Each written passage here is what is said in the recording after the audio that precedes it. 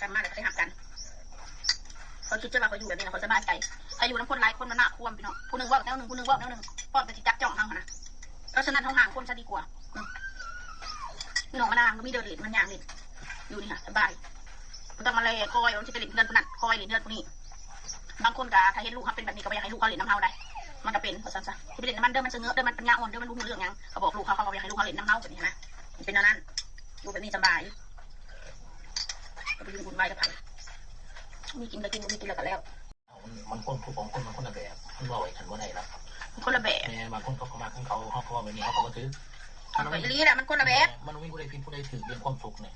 เรื่องความสุขมันอยู่ที่ใจของใครของมันบอกผู้ใดว่าคนในปาร์ตี้มันไม่มีเพื่อนหลายเก่าเขาบางคนเนี่ยเสือคนอื่นเขามีเพื่อนแต่มึงไม่มีเพื่อนคอยเขาเลิกประเด็นมันนักใจตรงที่ว่าฉันจะว่าคอยบ่มีหมู่เพราะว่าแต่ใดมาคอยเป็นจังซี่นะคอยกระเป๋าเพชรตั้งแต่บริเหตุคลิปแต่ใดมาผมไม่ได้มีหมู่เลยนะบ่แม่นว่าหมู่บ่ครบแต่เฮาก็บ่ได้แม่นว่าเฮาสิอยากคบหมู่ก็เฉยๆธรรมดามีไผมาเล่นกันเล่นน้ำบ่มีแล้วก็แล้ว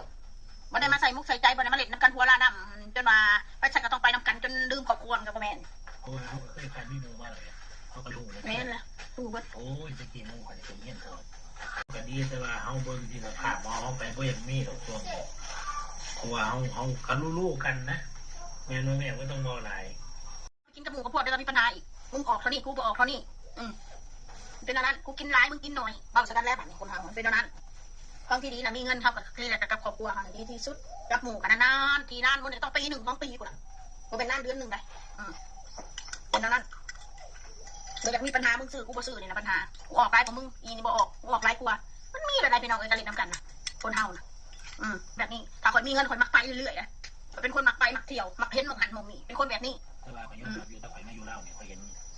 วิถีชีวิตของเราเพิ่นมักมวนนี่ชาวสังคมมากินเหล้ามากินเบียร์มาเลี้ยงจะพุ่งกันมวนเมย์พุ่งเลยเนาะเท่าที่ไปสังเกตเห็นบางทีว่าไทยมันก็เห็นว่าอยู่ไทยคนเป็นเรื่องแบบอยู่ไทยแต่คำมากเขาจะกินเขาเพื่อนไปเพื่อนมาแล้วแล้วบ่เคยมีนอกจากเที่ยวเขาพับกบาเลยแม่นทำปาร์ตี้เขากับวันเกิดเขาจัดแล้วก็เกิด3 ทุ่มเขากับปิดเงียบรถอยู่ไทยอันนี้คอยไม่ได้บอกได้แต่ประเทศบ่คือกันเนาะสังคมไปกันจะไปเปิดเพลงเกิน3 ทุ่มหรือว่าได้ตามที่ผมในหมู่บ้านเนี่ยได้แล้วก็ต้องบอกกันว่ามันเกินแล้วตามกฎหมายเขาก็ต้องเช่าจะนอกจากอันนี้คือตี 1 ตี 2 ตี 3 6 โมงเช้ามันม้วนกันมันคนละบ้านดีกว่าเขาบอกไปว่านอกขนาดว่าเป็นพักเป็นวายร้านอาหารเนี่ยยังตี 2นี่เราได้ตี 1กับคู่มือนี่ทางเปิดแห่งเราเลยตั้งแต่ทั้งชีวิตบ่เคยเขาพัก